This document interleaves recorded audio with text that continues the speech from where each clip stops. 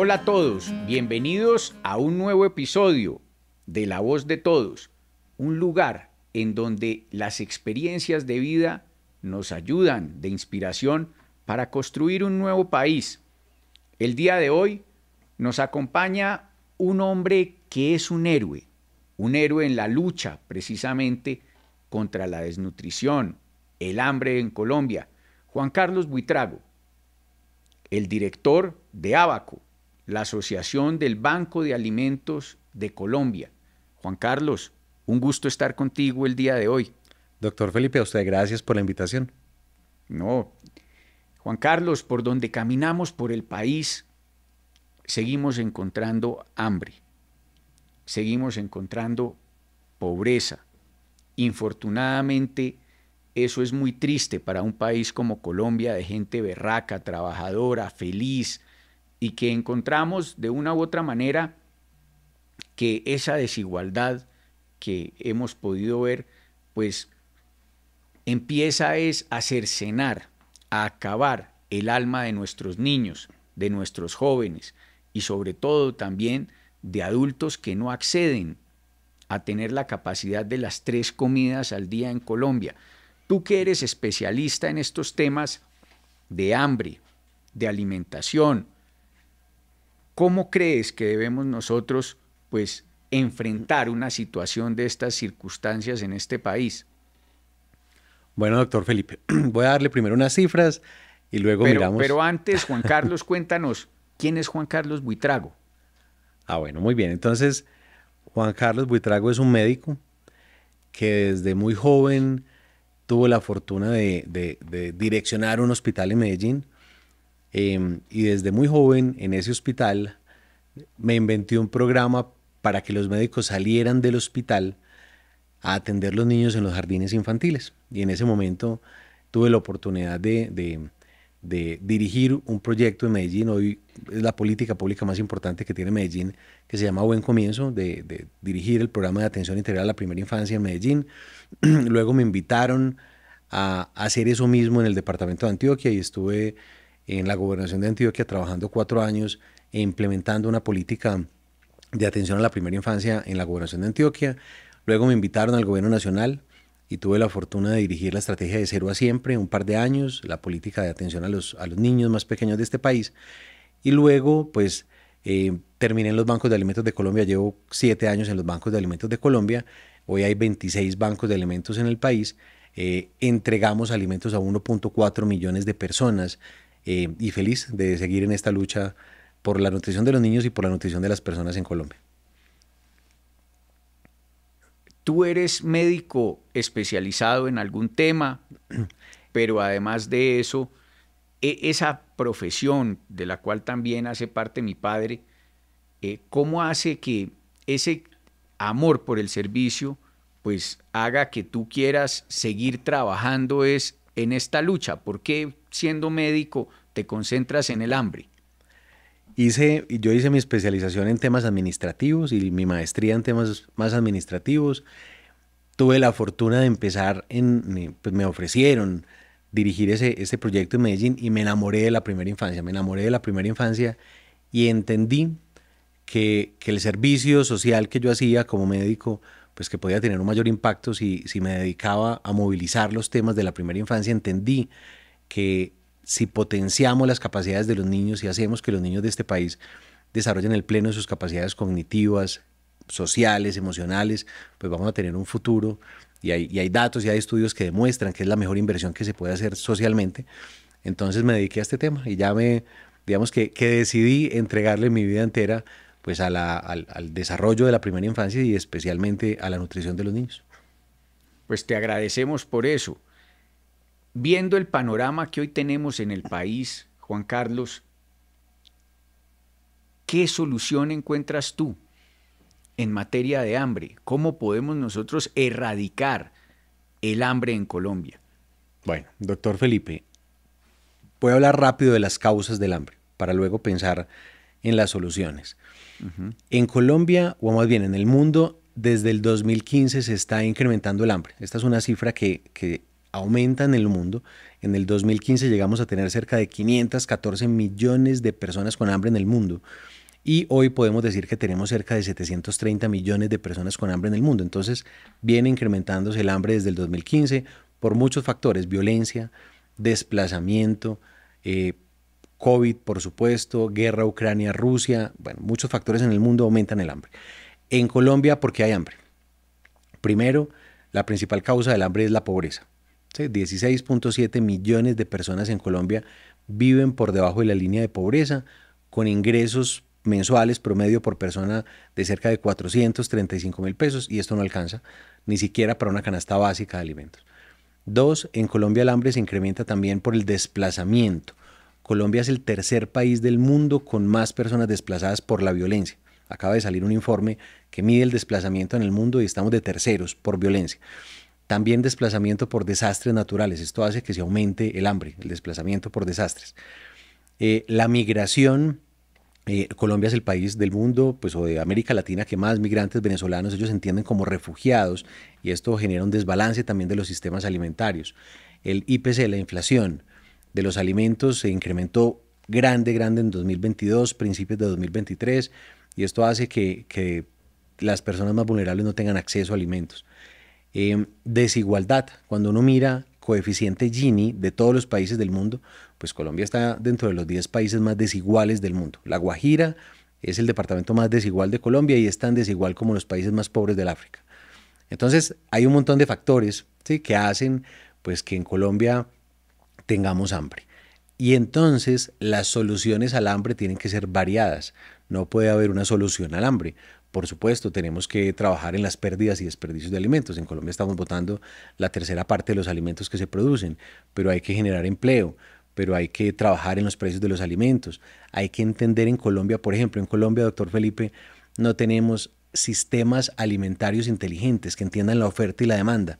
Y todos vemos en Colombia cómo sale toda la cosecha de papa y se pierde papa, y a veces sale toda la cosecha de mango y se pierde mango. Entonces no tenemos sistemas inteligentes para qué entender. Significa tener un sistema inteligente para que nos entienda aquí nuestro público? Necesitamos entender cuál es la demanda de alimentos por grupo de alimentos que tiene el país, en qué momentos del año, y cuál es la oferta de alimentos que tiene el país, para que todos los agricultores no se vayan a sembrar papa, porque luego sale la papa en el mismo momento del año y hay sobre oferta de papa, no hay quien compre esa papa, se baja el precio de la papa y entonces los agricultores pierden toda la plata y pierden todo el trabajo. Entonces, un sistema alimentario inteligente es entender qué necesita el país, qué está exportando el país, en qué momentos del año deberíamos sembrar y producir esos alimentos, para ponerle un poco de inteligencia y empezar a producir lo que realmente se necesita en el momento en el que se necesita. Hoy Colombia no tiene eso, por ejemplo. Entonces, hay muchas cosas que se tienen que hacer para trabajar el hambre, pero voy a enfatizar en una. Es imposible acabar el hambre si no rompemos la transmisión intergeneracional de la pobreza. Si nosotros no acabamos la pobreza, no se va a poder acabar el hambre nunca. Una forma de acabar la pobreza es acabar la desnutrición crónica. Hoy en Colombia, este es un dato que tenemos, doctor Felipe, los bancos de alimentos, el grupo de investigación, digamos que sacó este dato. Hoy en el país tenemos a 5.129.000 personas en Colombia que tuvieron desnutrición crónica en su primera infancia, y por tanto hay más de 5 millones de colombianos que son menos inteligentes porque tuvieron hambre en su primera infancia. 5 millones de colombianos son menos inteligentes y más pobres por culpa del hambre. Pero expliquemos por qué. Porque no se les desarrolla el cerebro, porque también tienen menos desarrollo cognitivo. Así es. Entonces, el cerebro de los seres humanos se desarrolla en un 80% en los primeros años de vida. Si un niño no tiene la gasolina que necesita el cerebro, pues para que se multipliquen las neuronas y para que se conecten las neuronas, ese cerebro no crece. Entonces, pues hoy en Colombia tenemos 392.000 niños menores de 5 años que ya tienen desnutrición crónica, que ya se les está quedando el cerebro más pequeño, que no van a desarrollar el potencial de sus capacidades. Está demostrado, doctor Felipe, que estos niños van a tener en promedio 14 puntos menos de coeficiente intelectual, 5 años menos de escolaridad y 54% menos ingresos en su vida adulta. Entonces hoy tenemos casi 400.000 niños que están condenados a ser menos inteligentes, a estudiar menos y a tener menos ingresos en su vida adulta, Ya tenemos 5 millones de colombianos que tienen las consecuencias, que tienen menos riqueza, que hoy son menos productivos porque tuvieron desnutrición crónica en su primera infancia. Entonces, ¿cuál es la manera de acabar el hambre? Este es un proyecto a muy largo plazo. A muy largo plazo tenemos que acabar la pobreza. Y una primera forma de acabar la pobreza es romper esa transmisión de la pobreza. Un niño con desnutrición crónica va a tener hijos con desnutrición crónica y ellos van a tener hijos con desnutrición crónica. Entonces hay que romper la pobreza, alimentar muy bien los niños más pequeños, que tengan más coeficiente intelectual para que tengan más oportunidades. Y entonces al país le falta, para cerrar con esto, no hay políticas públicas en el país dirigidas de manera directa a acabar la desnutrición crónica. O sea que hay que concentrarnos en esos 400.000 niños urgentemente.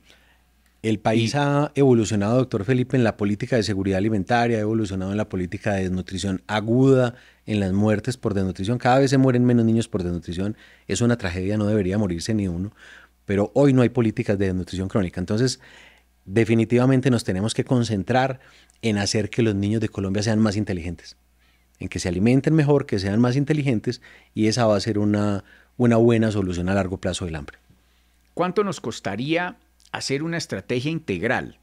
No solamente los 400.000 niños, sino esos 16,7 millones de colombianos que tú nos cuentas que se levantan todos los días y no saben cómo van a desayunar, almorzar o comer.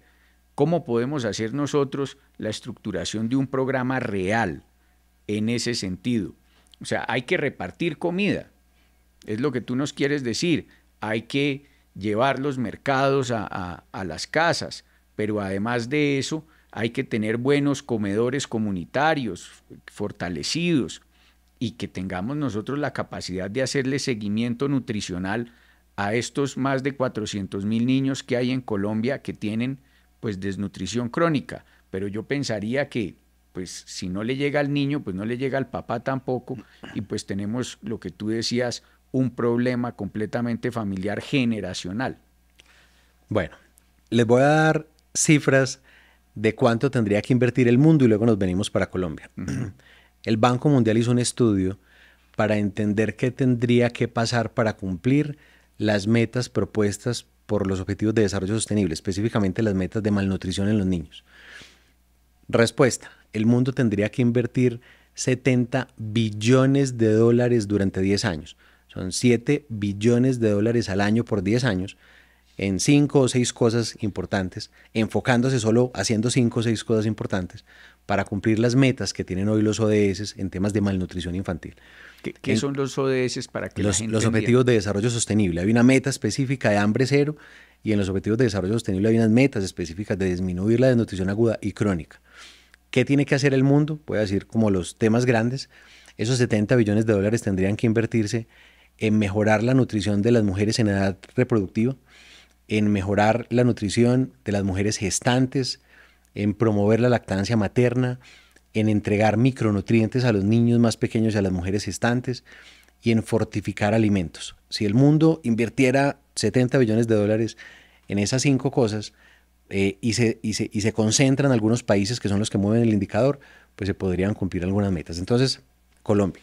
No hemos hecho la cuenta de cuánto hay que invertir en Colombia, pero la voy a poner más fácil. El país está invirtiendo, no me sé el presupuesto, lo sé hace muchos años que yo dirigí la estrategia de Cero a Siempre. En ese momento, la inversión que hacíamos en la estrategia de Cero a Siempre eran 4.2 billones de pesos anuales, sí, 4.2 billones anuales para la atención de cerca de 1.2 millones de niños en el país. Hoy el presupuesto del ICBF debería estar más o menos en los 5 o 5.5 billones de pesos anuales en la estrategia de Cero a Siempre. No hay que hacer nada distinto a reenfocar la estrategia. O sea, el dinero lo tiene el ICBF. Sí, lo que hay que hacer es reorganizar la estrategia porque hay unos niños que reciben el 70% de los alimentos que necesitan, o más bien, todos los niños que atiende el ICBF reciben el 70% de los requerimientos nutricionales. Pero uno podría reenfocar la estrategia en decir, los niños más vulnerables que están en riesgo de desnutrición vamos a darles un poco más, y otros niños que de pronto tienen más posibilidades les vamos a dar un poco menos, y reorganizando la estrategia creo que podemos hacer una atención diferencial a los niños que tienen riesgo de desnutrición crónica y se daría un salto importante en la desnutrición crónica. 2, por supuesto que hay que hacer unos cambios en el sistema de salud. Hoy los niños en Colombia tienen derecho a unos micronutrientes y el sistema de salud no les está entregando los micronutrientes, ya están, digamos, incluidos en el sistema de salud. Bueno, y haciendo algunas cosas no tan difíciles, podríamos tener una estrategia muy contundente como ya la tiene Perú, como ya la tiene Ecuador. Perú disminuyó a la mitad en 10 años los niños con desnutrición crónica. Colombia no hemos hecho nada parecido. Estamos hablando de los niños, pero las mamitas, los papitos, digamos que pues también tienen hambre, ¿m? También tienen hambre. ¿Qué se puede hacer, Juan, en ese sentido? Porque necesitamos es una estrategia integral para acabar con el hambre. Eso es lo que necesitamos. Porque sí, prioridad nuestros niños, pero también cómo dejamos nosotros a nuestros ciudadanos con hambre, esos 16,7 millones de colombianos que hoy tienen hambre y pues definitivamente terminan algunos en la delincuencia por la desesperación de no tener con qué comer ni qué llevar a sus casas. Así es, doctor Felipe. El hambre es un fenómeno multicausal que hay que atacarlo por muchos frentes. El hambre es una de las principales causas de violencia.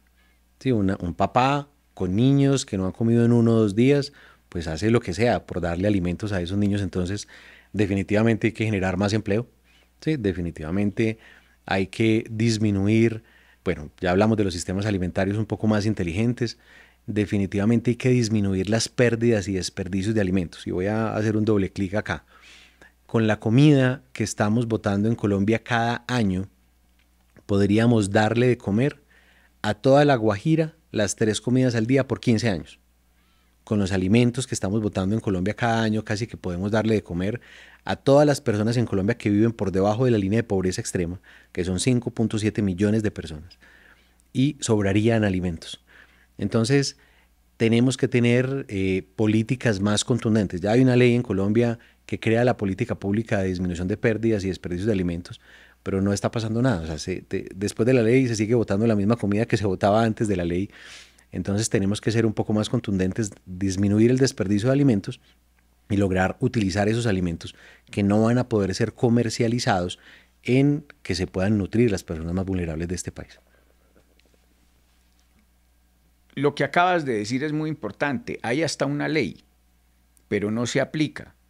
¿Cómo podemos aplicar realmente una política, una estrategia en ese sentido para que pues, esos 16,7 millones de colombianos pues, tengan la capacidad de desayunar, almorzar y comer todos los días? Y según tu experiencia, ¿qué es lo que tenemos que hacer? ¿Cómo debemos realizar estos temas a nivel territorial y que pueda de una u otra manera la gente pues concentrarse después en la generación de oportunidades, que el empleo, digamos, y la educación los ayude a salir adelante? Así es, hay cosas estructurales que se van a demorar un tiempo, como la generación de empleo. Hay cosas coyunturales como las millones de personas que no están comiendo lo que necesitan comer, comen menos de una vez al día. Hoy son 16,3 millones de personas en Colombia que están usando estrategias de afrontamiento, estrategias como bajar la calidad de lo que comen, saltarse comidas, comer menos de 3 veces al día, pedir alimentos prestados o incluso endeudarse para adquirir alimentos. Son 16,3 millones de personas que hoy usan este tipo de estrategias. Entonces, ¿qué tiene que pasar para que se vote menos alimentos? Ya hay una ley, esa ley no tiene herramientas, ya hay una política que crea el gobierno pues para implementar la ley, pero la política le pone tareas a algunos ministerios, tareas como generar educación, no hay nada muy contundente. Creo que hay que entender de fondo el problema. ¿Dónde se está botando la comida en Colombia? Entonces, datos. Primero, de las 9,7 millones de toneladas de alimentos que se botan cada año en Colombia, el 40% se están botando desde la producción agropecuaria. Cerca del 20% se bota en todo el proceso post cosecha, manejo, almacenamiento de los alimentos. El 3% se bota en el procesamiento industrial, en las industrias de Colombia. El 21% se bota en todo el sector distribución. Estamos botando la comida en las centrales de abastos, en los supermercados, hoteles, restaurantes, tiendas de barrio, panaderías. Y el 16% de la comida que se bota en Colombia se bota en los hogares de los colombianos, ¿no? Todos botamos comida en los hogares. Entonces, empezar por algo tan simple como hacer una gran movilización social, como educar a todo el país en que no se puede botar comida. Esto ayudaría a acabar el hambre, pero también entender cuáles son esos cuellos de botella y cuáles son las razones por las cuales se está botando comida. Por ejemplo, en el campo se bota la tercera parte de los alimentos. Ya lo hablamos, no hay planes de abastecimiento de alimentos, pero no hay vías terciarias, pero no hay lugares donde se puedan almacenar de manera adecuada los alimentos para ser transportados de manera adecuada, entonces nos están dañando alimentos en el transporte. Hay una intermediación tremendamente grande y entonces pues allí se pierden también parte de los alimentos y los campesinos muchas veces dicen, por lo que me están pagando no vale la pena cosechar y dejo que se pierda la cosecha. Entonces hay un montón de problemas que hay que entenderlos. El gobierno tendría que hacer un análisis de todos los problemas para mirar cómo cerrar cuellos de botella y mirar cómo se facilita la donación de alimentos. Pongo un ejemplo concreto. El gobierno todos los días, pues o el Estado, todos los días incauta alimentos, todos los días se hacen decomisos o aprehensiones de alimentos y hoy todos los alimentos decomisados, aprehendidos o decomisados en favor de la nación van para la basura. A pesar de que existe una ley, pues se están quemando más de 5.000 toneladas de alimentos todos los años en Colombia, de alimentos aprehendidos, decomisados o incautados. Este es un análisis que hemos hecho de los bancos de alimentos con derechos de petición que hemos puesto. La pregunta es, ¿por qué si ya hay una ley que prohíbe botar alimentos aptos para el consumo humano se siguen botando los alimentos? Hay cuellos de botella que hay que solucionar, hay que cerrar, pero allí hay una oportunidad. No botemos los alimentos que ya están en poder del Estado. Segunda ejemplo grande de cosas que tienen que pasar en este país.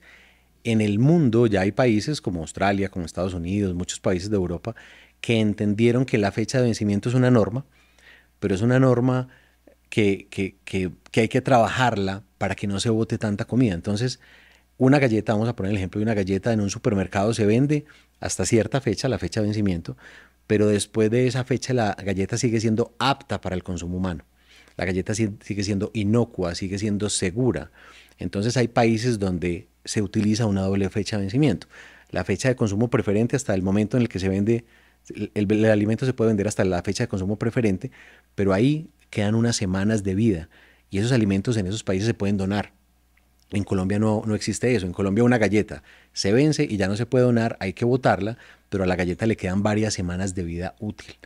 Listo, entonces hay herramientas que todavía se pueden usar para aprovechar alimentos que, por ejemplo, estando vencidos, siguen siendo aptos para el consumo humano, que son seguros y que pues ayudarían en esta lucha contra el hambre. Como estamos en una lucha por construir un mejor país, ¿qué soñarías tú a partir del próximo 7 de agosto de 2026 que se lograra? Tú que eres un hombre que ha sido juicioso en este tema de la lucha contra el hambre, del trabajo, además filantrópico desde el sector privado para luchar contra la pobreza. ¿Cuáles serían las acciones que el 7 de agosto de 2026 se deberían generar para acabar no solamente con la desnutrición crónica y tener una política de desnutrición crónica para nuestros 400.000 niños, sino para esos 16.7 millones de colombianos que hoy tienen ese problema de hambre? Bueno, el listado del niño Dios. Los bancos de alimentos, doctor Felipe, hicimos un estudio de metaanálisis. En algún momento dijimos, no vamos a improvisar, no nos vamos a inventar lo que ya está inventado. Hagamos un estudio de estudios científicos para entender en el mundo qué ha funcionado en este tema. Hicimos un estudio de metaanálisis, lo publicamos en el 2019, lo actualizamos en el 2021 y hoy ya creamos una inteligencia artificial que nos lee toda la información científica del mundo y nos dice qué es lo más óptimo, qué es lo que de verdad deberíamos hacer. Ese estudio, nosotros con eso creamos una hoja de ruta. ¿Qué es lo que tiene que pasar en Colombia basado en la evidencia científica internacional para no perder dinero en inventarnos programas y proyectos que no sirven para nada? Entonces, ¿qué es lo que tiene que pasar en Colombia? Ya la hoja de ruta existe.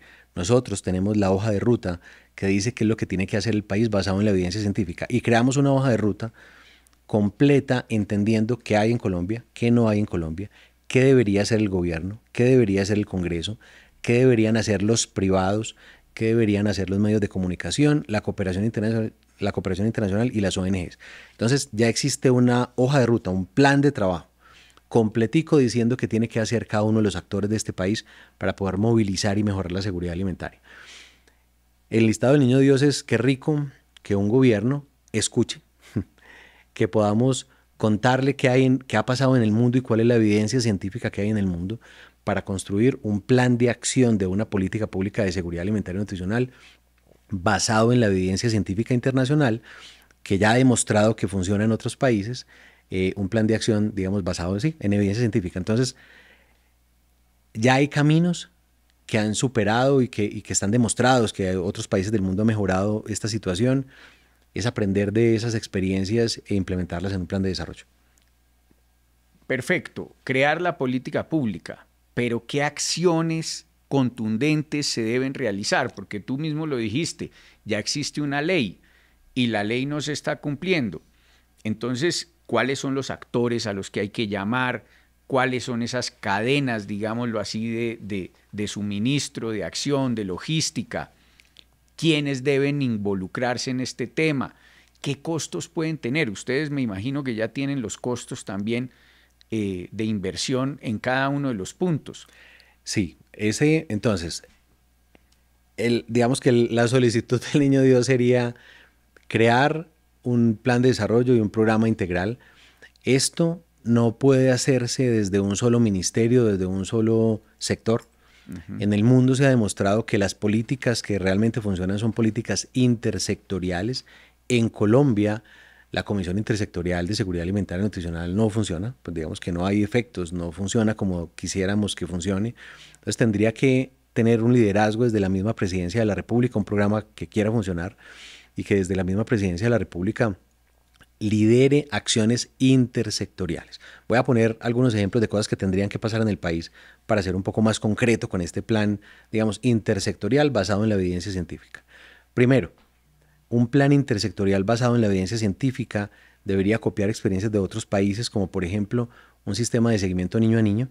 En Colombia no hay un sistema que siga y que dé trazabilidad de los resultados de las medidas antropométricas de los niños. Entonces, en Colombia se identifica un niño con desnutrición en el AEPS y ese dato queda en la EPS. Después lo identifica el mismo niño, el ICBF, y queda en el sistema de información Cuéntame del ICBF. Pero después el niño entra a un centro de recuperación nutricional y queda un dato aislado en otro sistema que es el del centro de recuperación nutricional. Entonces, en Colombia se tiene que construir un único sistema de seguimiento niño a niño intersectorial, que todos los sectores hagan seguimiento para tener trazabilidad y poder tener alertas tempranas y un impacto contundente. Eso es lo primero. Dos, estoy poniendo ejemplos de cosas que tienen que pasar en el país porque son cientos, pero voy a poner algunos ejemplos. Dos, en Colombia tenemos un reto gigante con el acceso a agua potable.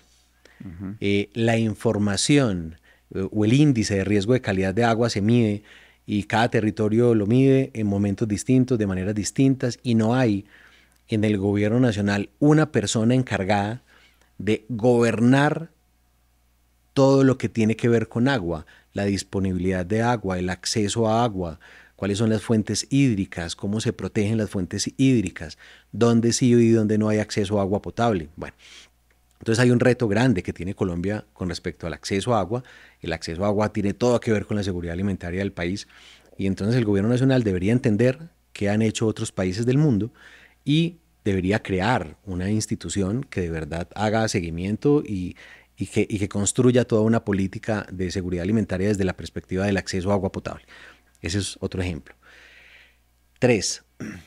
En el mundo se ha demostrado que para mejorar la seguridad alimentaria definitivamente tenemos que tener una protección del patrimonio gastronómico propio de las regiones, de las recetas propias, de los ingredientes propios, de las semillas propias de las regiones. En Colombia eso se hace, pues, pero no se hace de manera contundente. Entonces hay que entender cada uno de los platos, semillas, ingredientes propios de las regiones de este país y hay que generar un programa que proteja algunas semillas. Por poner un ejemplo concreto, los maíces. Hay muchísimas variedades y tipos de maíces. Los maíces propios, autóctonos de Colombia son muy resilientes, son maíces que no, digamos que a pesar del cambio climático, son maíces que puede producir este país, pero cada vez se pierden esas semillas propias. Bueno, Muy bien. 4 o 5. El apoyo a la mujer rural. Se ha demostrado en el mundo que la mujer rural tiene un papel muy importante y fundamental en las políticas públicas de seguridad alimentaria. El apoyo con tecnología, con maquinaria, con créditos, con seguros para los cultivos es uno de los grandes, digamos, déficits que hay en este país. Hay que apoyar a la mujer rural. Sexto, Colombia no tiene un observatorio, un lugar donde estén todos los datos que tienen que ver con los temas de nutrición. Si una persona, si un alcalde, un gobernador, una empresa quiere montar un proyecto de seguridad alimentaria y nutricional, tiene que irse al Instituto Nacional de Salud a bajar un dato, al DANE a bajar otro dato, o sea, tiene que buscar en muchos lugares, pero luego esos datos no conversan, esos datos, no existe un observatorio de nutrición, de seguridad alimentaria del gobierno. Hace mucho tiempo existía el Observatorio de Seguridad Alimentaria y Nutricional, pero hace más de 10 años que no funciona.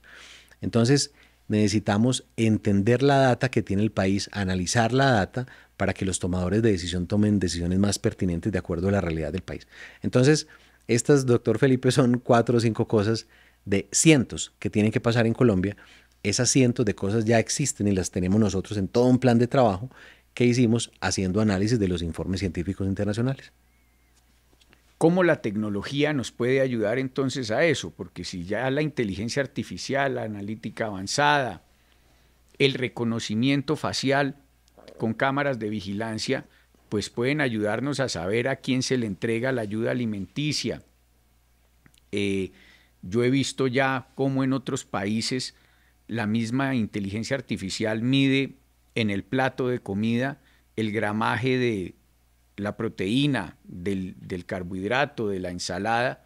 ¿Cómo podemos nosotros entonces pues incorporar esos datos que son importantes de seguimiento a ese sistema único del que tú hablas, para que antes de que se le entregue entonces el mercado a la persona, o digamos tengamos nosotros la capacidad de tener también equipos de medición de su peso, de seguimiento además al crecimiento? ¿Cómo podríamos hacerlo? Bueno, definitivamente tenemos que ayudarnos de la tecnología. Hay un reto grande que tiene el país y voy a empezar desde lo más básico. En el sistema de supervisión, en el sistema de auditoría para que los recursos públicos no se pierdan. Voy a hablar un poquito del pasado. Hace muchos años yo fui director de la estrategia de Cero a Siempre, director de primera infancia del ICBF, y teníamos un reto muy grande porque invertíamos en el país al año 4.2 billones de pesos en la atención de 1.2 millones de niños, pero teníamos para supervisar la implementación de toda la estrategia apenas 35.000 millones de pesos, que es un montón de dinero. Y con esos 35.000 millones de pesos teníamos que tener equipos en todo el país para vigilar que los niños sí reciban lo que tienen derecho. ¿Para qué alcanzaban los 35.000 millones de pesos en ese momento? Teníamos más de 70.000 puntos de atención en todo el país y los 35.000 millones de pesos me alcanzaban para ir a la mitad de esos 70.000 puntos de atención a tomar la foto de un día al año.